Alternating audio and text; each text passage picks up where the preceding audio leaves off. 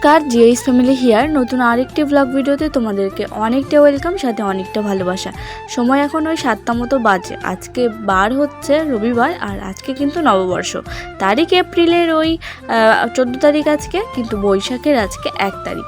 নতুন বছর সকলের খুব ভালো কাটুক, এই শুভকামনা জানিয়ে নতুন একটি ব্লগ শুরু করছি। 7টা মতো বাজে, নববর্ষ, তবু বর্মশাই আজকে ডিউটি রয়েছে। তো এদিকে দেখো একটুখানি আটা নিয়ে তাতে একটুখানি লবণ দিলাম। লবণ দিয়ে নিয়ে সেটাকে একটুখানি পাতলা করে ব্যাটার করে নিয়ে, বুঝতেই পারছো জল রুটি করবো। ওই সকালবেলা যদি একটুখানি দুপুরবেলা যেহেতু রান্নাটা করতেই হবে, সেই জন্য ভাতের ঝামেলাটা করলাম না। আর বর্মশাই বললো যে একটুখানি জল রুটি করে দাও, তো সেই জন্য চলে আসলাম দেখো এদিকে জল রুটি করতে। তো এদিকে ব্যাটারটাকে ভালো করে যেরকম আমি ঘন করে করি সেভাবে করে নিচ্ছি। আর তোমরা চাইলে একটুখানি পাতলা করেও করতে পারো, কিন্তু পাতলা হলে না একটা কী বলবো, একটা নরম ব্যাপার চলে আসে। কিন্তু একটুখানি যদি ঘন করে নিই তাহলে বেশ একটা শক্ত শক্ত ভাব চলে আসে রুটির মধ্যে, সেটা খেতে বেশি ভালো লাগে আর কি। তো একটুখানি ব্যাটারটা হাত দিয়ে ছড়িয়ে নিলে কিন্তু বেশ ভালো হয়। তো এদিকে এখন উল্টে পাল্টে এটাকে ভেজে নিলাম। আর তারপর তো দুপুরে রান্না রয়েছে, তো আবার বললো যে বাড়িতে ডিম রয়েছে, একটুখানি অমলেট করে দাও। গোলা রুটিটা তো এখন খেয়ে যাবো, আর একটা অমলেট করে দাও, তাহলে কিন্তু পরে খেয়ে নিতে পারবে আর কি, টিফিনে দেওয়ার জন্য। আর যেহেতু দুপুরবেলাতে চলে আসবে, সেই জন্য অমলেটটা করে দিচ্ছি। তো এখানে 2টো ডিম ফাটিয়ে নিয়েছি, নিয়ে এখানে দেখো টমেটো, কাঁচা লঙ্কাটা বাড়িতে নেই, আর এদিকে পেঁয়াজ কিন্তু ঝুরি করে নিয়েছি। নিয়ে কিন্তু দেখো এদিকে ডিমটাকে ভালো করে এখন অমলেট করে নিচ্ছি।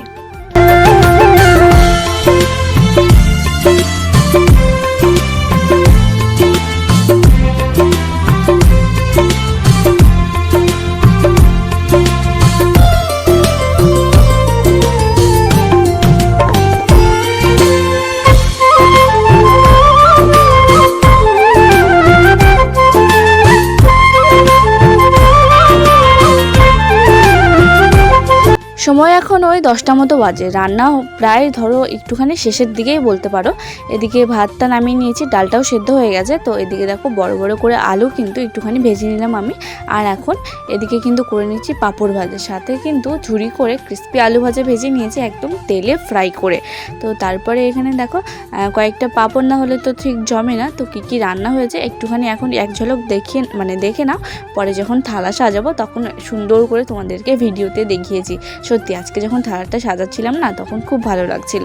তো ব্যাপার হলো যে আমাদের প্রতি নববর্ষে শ্বশুরমশাই বলো বড়মশাইয়ের বলো বায়না থাকে যে হলো নববর্ষে একটুখানি 9 রকমের রান্নাবান্না। কিন্তু এবার না কেউ কিছু সেরকম বলেনি, কিন্তু যা করেছি আমি ইচ্ছে মতো করেছি আর কি। তো প্রথমে ভেবেছিলাম একদম সিম্পল মাংস ভাত আর সাথে পাঁপড় ভাজা করব, কিন্তু যখন রান্নাঘরে এলাম না, সত্যি তখন কেমন লাগছিল যে বছরের প্রথম দিনে একটুখানি না হয় রান্নাটা করে নিই, কষ্ট হলে হবে না হয়। তো সেই জন্য কিন্তু এদিকে দেখো রান্নাটা বসিয়ে দিলাম। তো এত কিছু প্ল্যান ছিল না, সেই জন্য একটুখানি দেরি করে ভাতটা চাপিয়েছি।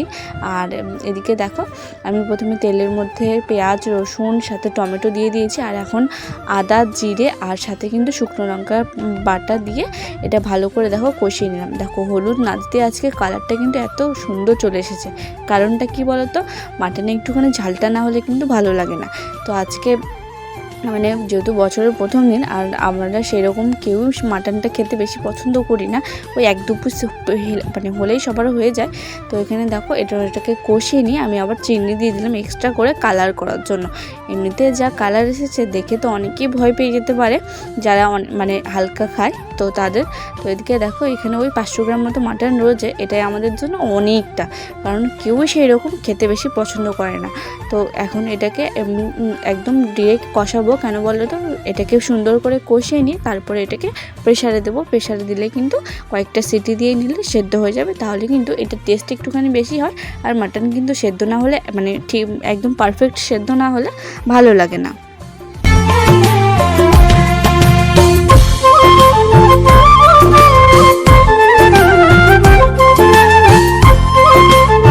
মাটনটাকে সুন্দর করে সিটি দিয়ে নিয়েছি। তারপরে এখানে দেখো এদিকে যে একটা সরা মতো হয়, তো এটার মধ্যে তেল আর কালো জিরে ফোড়ন দিয়ে আজকে তোমাদের সাথে একটা নতুন রেসিপি শেয়ার করি পটলের।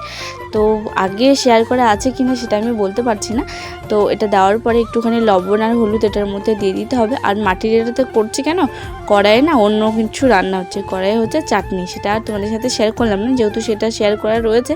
আর নববর্ষে যদি সব রান্না তোমাদের সাথে শেয়ার করতে যাই, ব্লগটা শুধু রান্নাবান্না দিয়েই হবে, যদিও আজকে ধরো 100%-এ 80%ই রান্নাবান্না তোমাদের সাথে শেয়ার করেছি।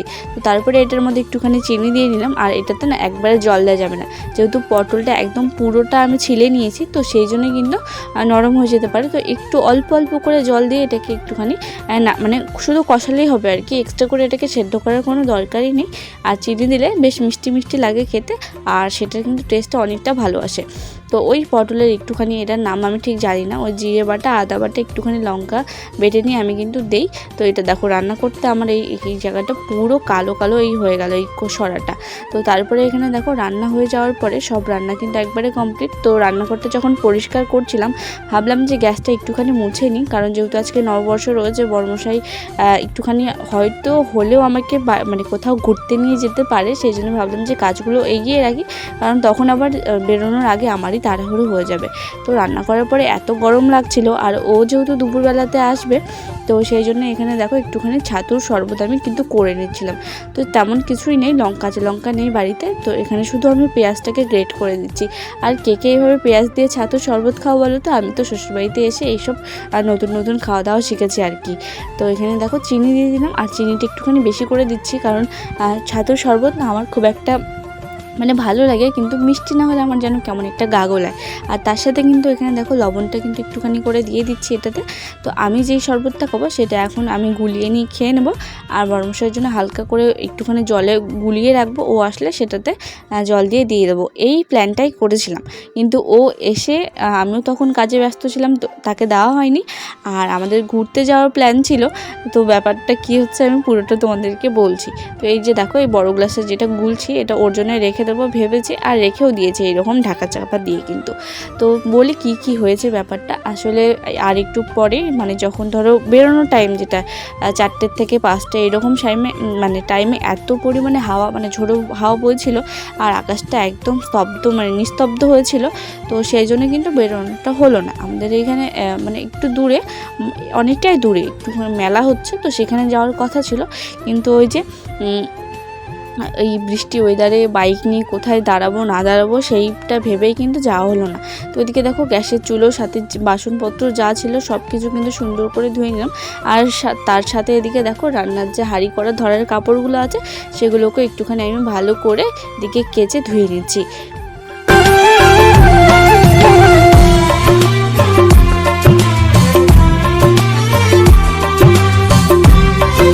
রান্না করে রান্নাঘরটাকে পরিষ্কার করে স্নান করে নিয়ে পুজো টুজো দিয়ে এদিকে চলে আসলাম হলো ভাত বেড়ে নিতে। বড়মশাই চলে এসেছে বাড়িতে, বাবাকে খেতে দিয়ে দিয়েছি, আর এখন বড়মশাইয়ের জন্য থালাটা কিন্তু আমি সুন্দর করে সাজিয়ে দিচ্ছি। ওকে না আমার বেশ সাজিয়ে, মানে থালা সাজিয়ে গুছিয়ে খাওয়াতে ভালো লাগে, কিন্তু ও না খেতে পারে না, এটা হলো ওর সমস্যা। তো এদিকে দেখো প্রথমে ভাত, লেবু, তার সাথে শসা আর পেঁয়াজ কিন্তু স্যালাডে দিয়ে দিয়েছি। আর ওই যে পটলের যে একটা মাখা সবজি করলাম, তো সেটা এখানে দিয়ে দিয়েছি। আর যেটা আলুর ক্রিস্পি ভাজা বলে সেটা কিন্তু এখানে দেখো দিয়ে দিলাম। আর তার সাথে এখন পাঁপড় ভেজেছিলাম, সেই পাঁপড়টা আর মাটনটা দেওয়া মাত্র কিন্তু থালটা ভরে গেল। কিন্তু এদিকে আমার এখনও 3টে বাটি রয়েছে, 3টে আইটেম এখনও রয়েছে। তো এখানে মিষ্টি রয়েছে, সাথে দই রয়েছে, আর চাটনি করেছিলাম, সেই চাটনিটাও কিন্তু এখানে রয়েছে। তো প্রথমে ভেবেছিলাম যে আরেকটা থালা করে দেব, তারপরে আমি অনেকক্ষণ ধরে চেষ্টা চালানোর পরে এদিকে দেখো সব একদম সাইড করে চাপিয়ে চাপিয়ে দিয়ে একদম কিন্তু সুন্দর করে যেভাবেই হোক না কেন এই থালার মধ্যে আমাকে সব কিছু আইটেম রাখতেই হবে, কারণ ছবি তোলার একটা ব্যাপার রয়েছে। নববর্ষে আমি এত কষ্ট করে খাটাখাটনি করলাম, আর থালাটাকে এইভাবে না সাজিয়ে কী করে ছাড়ি, তাই না? তো এখন খাওয়া দাওয়ার পরে কিন্তু আমরা যখন একটুখানি রেস্ট নিচ্ছিলাম যে আর একটু পরে আমরা ঘুরতে বেরোবো, তখনই এরকম দেখো আকাশ মেঘলা করে এরকম ঝোড়ো হাওয়া বইতে শুরু করলো। তো এই কার ভালো লাগে বলো তো? আর এই যে নতুন নাইটিটা পরেছি আজকে, সত্যি অনেক দিনের ইচ্ছে ছিল, সেটা আজকে পূরণ হলো। মানে দোকানে গেলে না এই সাদা কালারের নাইটিও দেখাতো না, বা আমিও বলতাম না, তখন অন্য নাইটি কিনে চলে আসতাম। কিন্তু এখন যখন মানে সেল চলছে, সব তো বাইরেই রেখে দেয়, তো বেশ চোখে লাগছিল আর কি। আর দামটাও কিন্তু অনেকটাই কম ছিল, সেই জন্যই নিয়ে নিলাম। তো এই হলো আজকের ব্লগ। আজকের ব্লগটা তোমাদের কেমন লাগলো? আর যেহেতু বৃষ্টি আসবে সেই জন্য আমি এদিকে দেখো একটুখানি জ্বালানি কিন্তু রেখে দিচ্ছি, নাহলে মানে ভিজে গেলে কিন্তু অনেকটাই সমস্যা হয়ে যাবে, কিন্তু বৃষ্টিটা হয়নি। তো চলো আজকের মতো ব্লগটা এখানে এন্ড করছি। যদি ভালো লেগে থাকে তাহলে অবশ্যই আমার চ্যানেলটিকে সাবস্ক্রাইব করো, আর ভিডিওতে লাইক দিও। টাটা।